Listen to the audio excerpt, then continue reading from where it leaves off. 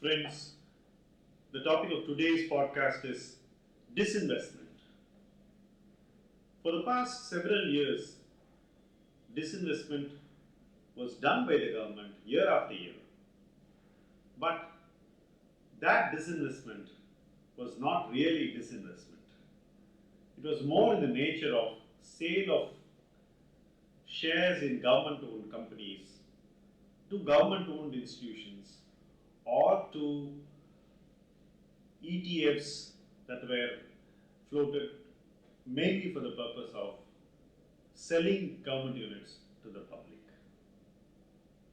So essentially, there was nothing strategic about disinvestment, and most of the disinvestment was tactical with the main objective of meeting the fiscal goals of every budget.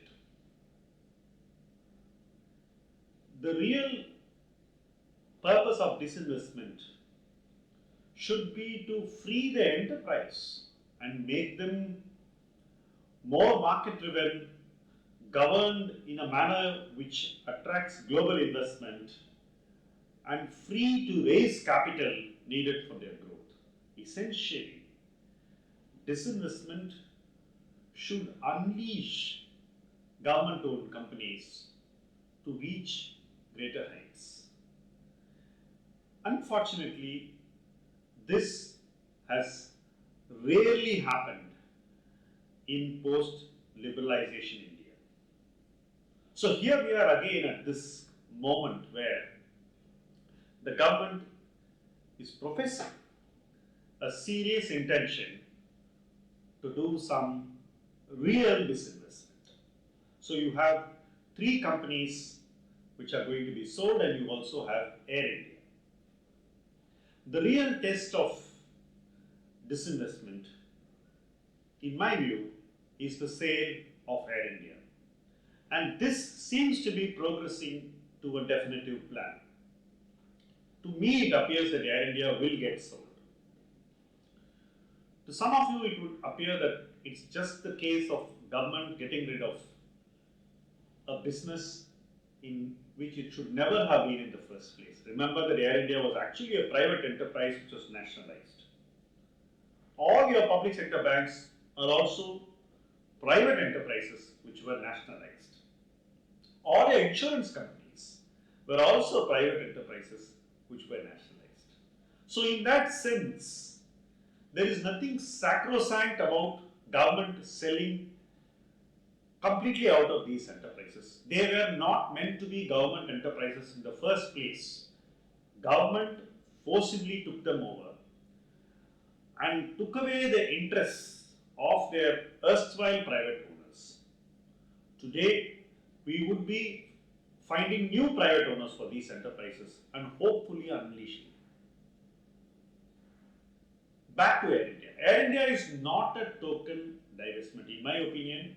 If we manage to sell Air India to a new buyer and also ensure that this company can actually be unleashed to achieve much more and become a strong and robust sustaining enterprise, which it definitely is not today, that will give the government a lot of political capital to do much more in the next year. And this has a very strong portent and impact on valuation of the entire pack of government companies in India. We are seeing the markets viewing some of these companies which are imminently going to be sold, like Container Corporation and BPCL, differently. But this can turn into a secular re-rating of these companies if the prospect of disinvestment, real disinvestment, genuine disinvestment to stronger owners who have a domain expertise in running companies becomes a more distinct possibility in 2020. We are just at the beginning of this process and we are headed for very exciting times. For many investors, these companies were untouchable. I have met scores of investors who would tell, why waste time on these things? Are they even worth buying? And they would not even go into the merits of valuation, how there was a margin of safety, and how these companies were intrinsically undervalued. We were not even ready to look at that. And from that extreme, things can be very different if the disinvestment of Air India and the strategic disinvestment of the other three companies, namely BPCL, Container Corporation, and Shipping Corporation of India, happen quickly. From what signals we seem to be getting at this point in time, they are likely to happen over the next 3 to 4 months. The government is going to call for bids very soon, and then the action will hit.